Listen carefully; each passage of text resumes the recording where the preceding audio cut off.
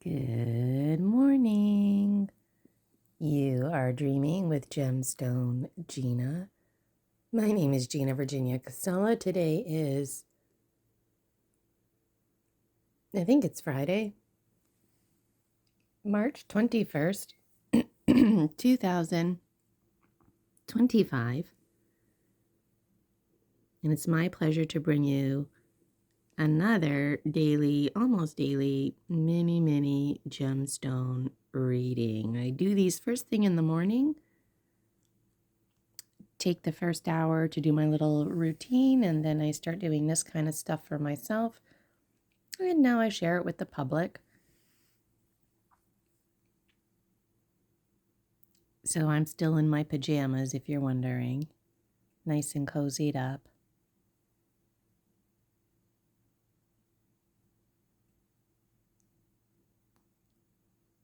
Okay, so what's a little special message for today? Well, as always, this card is a really special card, and every gemstone reading always has so much to say. But today we're being reminded about oneness. Roses bloom at your feet. Even though you can't see them, they're very much there. And this thing about tending the garden is a reflection of how we tend to our own self-care. So themes like sovereignty, not like self-care like taking a bath because it feels nice and relaxing, but giving yourself tough love, like when you don't feel like chopping up vegetables so that you have some, healthy choices for your dinner later to throw into your frying pan with the rice. Those are the kind of things to take better care of yourself, and also that there's something inside of each of us that needs a bit of enticing. And so this card is really special because, as you can see, there's a snake. So it's like, for myself personally, I actually made a garden dedicated to the goddesses, and I called it the Goddess Garden of Gratitude, and that's what inspired this card. Roses bloom at my feet.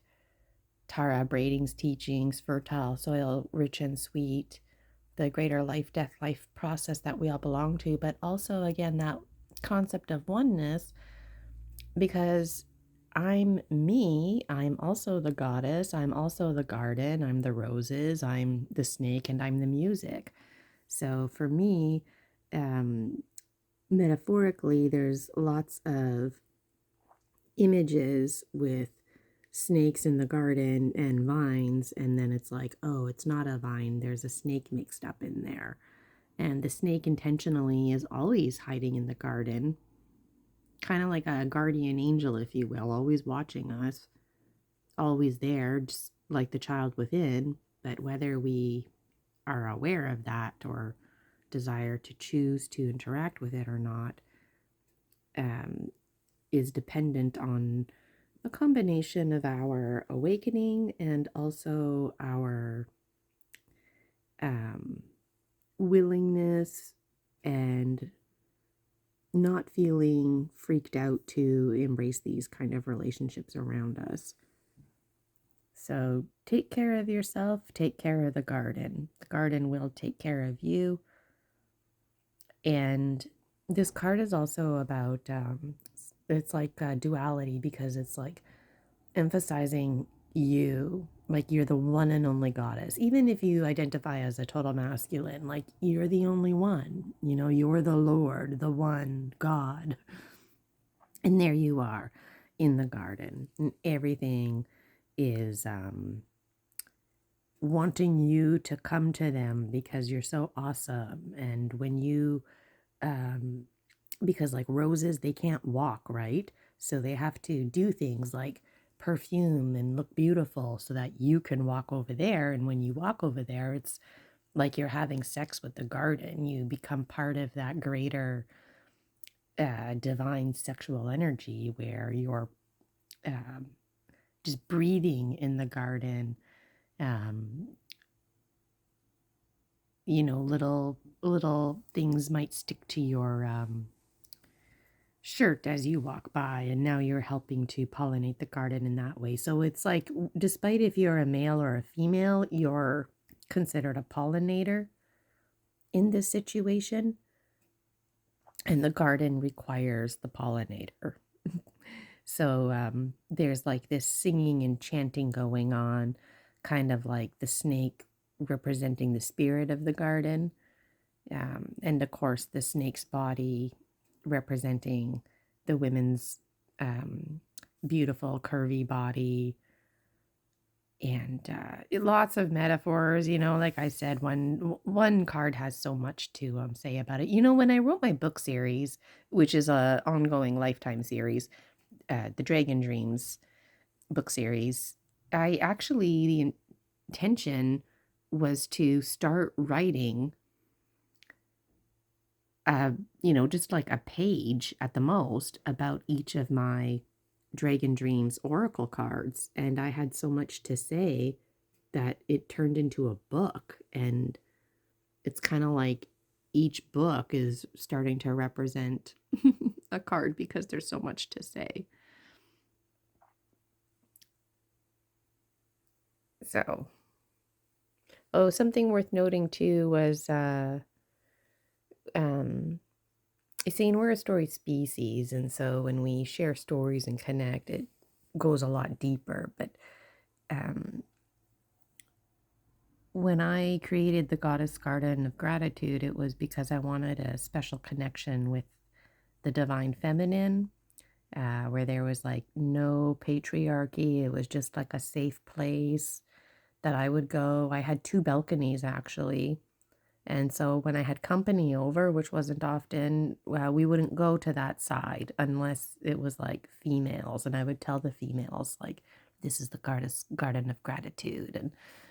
And just a way to honor women who don't feel safe around men for all kinds of reasons. And you know what? That's not fair to men because there's a lot of really awesome chivalrous men out there that don't want anything to do with those patriarchal themes. But there was like my garden was becoming a bit sexist, if you will, like no boys allowed. Like, I mean, where's the divinity in that, right? So there was all these themes going on in my life and coming together in oneness. And something that's worth noting is I initially set the intention that the Goddess Garden of Gratitude would only have the colors red and purple. And there might be some orange, and that would be like it. And then I bought these roses, and I swore it was red, and then it turned pink. So I don't know if I had like some hybrid rose, and I was like, well, this rose can't stay in this garden, and I had other flowers that I initially had put there, and then before they started blooming, I was like, oh shoot, these flowers are pink, they're not red. So I moved that to the other garden, and same with the white ones. But when my roses finally were blooming, like I said, they were red, and then they started turning pink on me.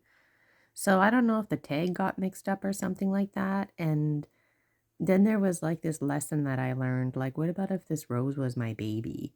And I was, for example, expecting a female, and now I'm having a baby boy. Like, how would I react? And, sometimes when we set intentions, we get different things. So is it really a bad thing that I ended up with a pink rose? No. Are the goddesses upset? No. That garden in particular was really difficult to maintain because all my flowers were in pots, which were not ideal unless they were like huge pots. That's where I wanted to go with my intention. But my pots were too small. The, rose bushes were too small. The sun was hot as fuck and just burnt to crisp my plants. I could not keep up with the watering. And so I learned through this process to, like I was saying, just to rewind for a minute, I had another garden that it was like the non goddess garden of gratitude, and that garden seemed to be flourishing. um, and so I learned from the other garden that even though I meant well, my flowers to honor the goddesses were too fancy and it wasn't working out. So, this magic of like the snake coming out, like I wasn't there in my meditations, if you will. And so the next year, when I was doing my gardening, I said to myself, I'm not buying any more plants. Last year I spent a lot of money on roses and whatnot, and they all like basically crumbled because of the sun. Um, and I don't even know if I trust colors anymore, right? Like, but I ended up buying some native species, and I call them bush flowers because I grew up in Timmins, Ontario, and there's these flowers that people would consider weeds. And when you're in the bush and you see these random flowers, like they really stand out, right? Because they're in the bush.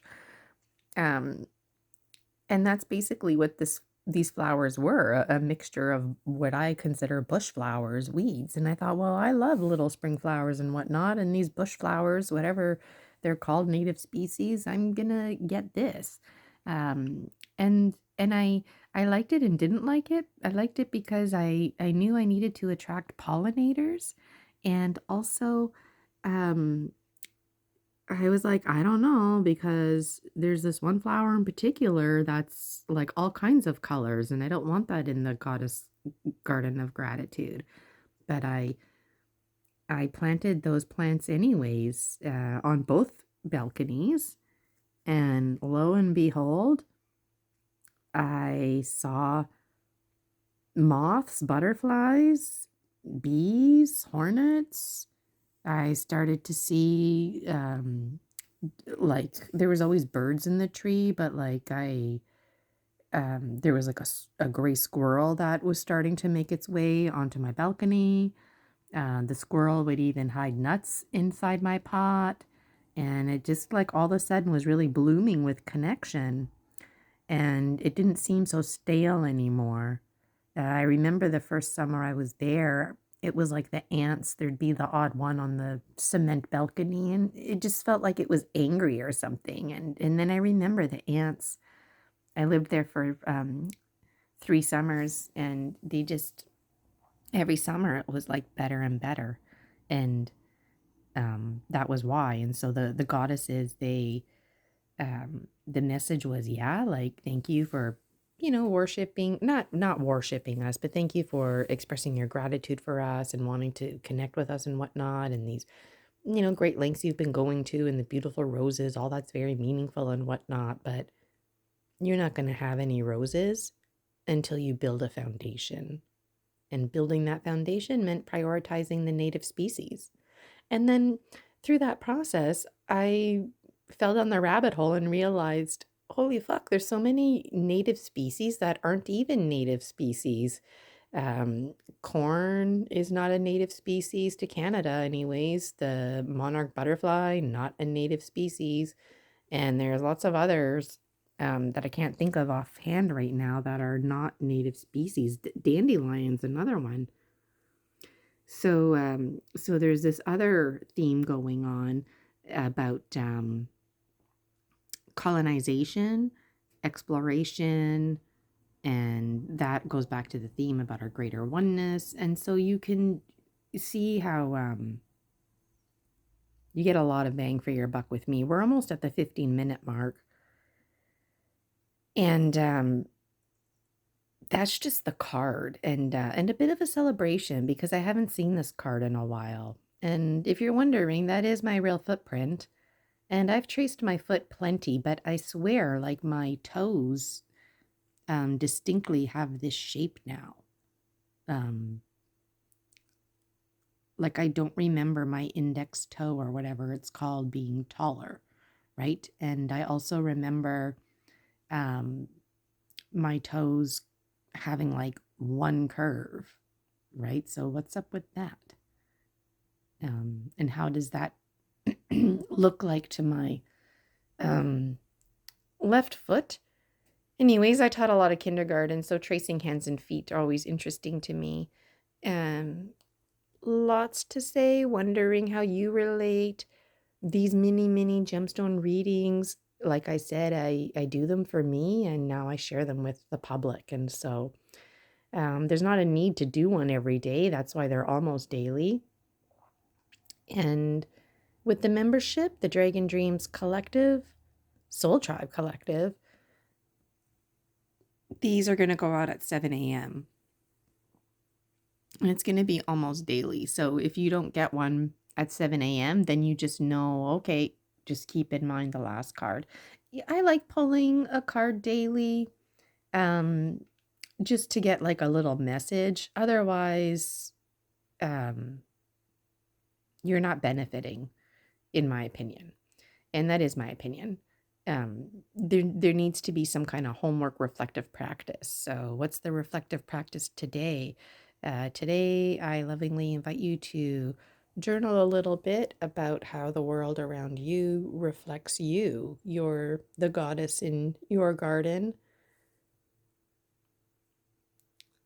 And I was thinking this, but I forgot to say it out loud. But I really enjoyed um, the spiritual connections that I was making, um, because once um, nature, if you will, was in effect because of the pollinators and me um, putting uh, the native species before the roses, um, how you relate to that, relating to the oneness and how you learn from nature. That was something else too. I really wanted to take a program at the time, and um, it was like super expensive. I didn't realize how much money it was going to be. And then after the currency exchange, I was like, holy fuck, like I cannot afford this program. And I felt really down in the dumps about it. And that's one of many reasons why this card is really special to me, because at that time I was like, I need a teacher. I need like a mentor, somebody that I can check in with like every single day, and every day it's us and we just focus on me.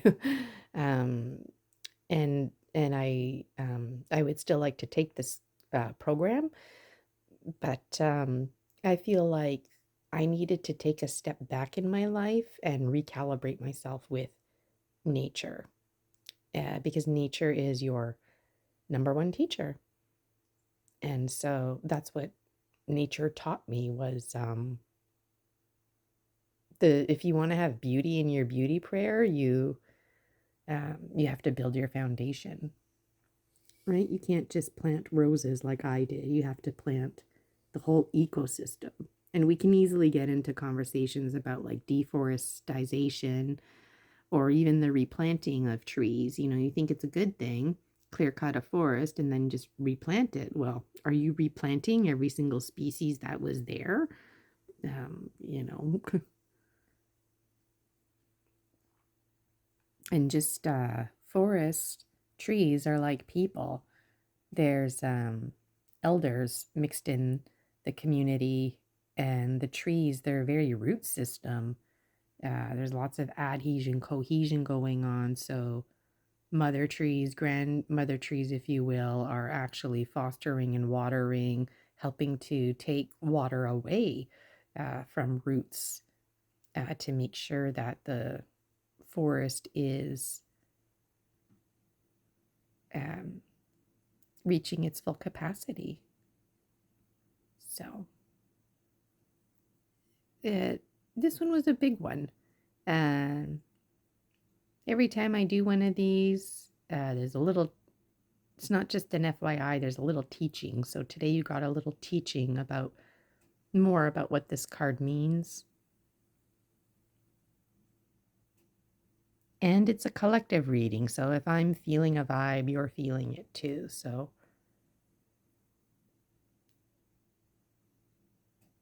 I hope you have a peaceful day. Again, my name is Gina Virginia Casella. Thank you so much for dreaming with me. I just love doing these. This one was a bit long. We're just past 20 minutes. But if you were to book a private with me, we would need a good 45 minutes to an hour. So I always book an hour and a half for privates. It's nice to have some dialogue, and it's completely confidential. If you join the membership, one of the memberships offers a collective gemstone gemstone reading for the new moon. And that's one of my favorite things to do. I love doing things as a collective, but it's also nice to have some one-on-one.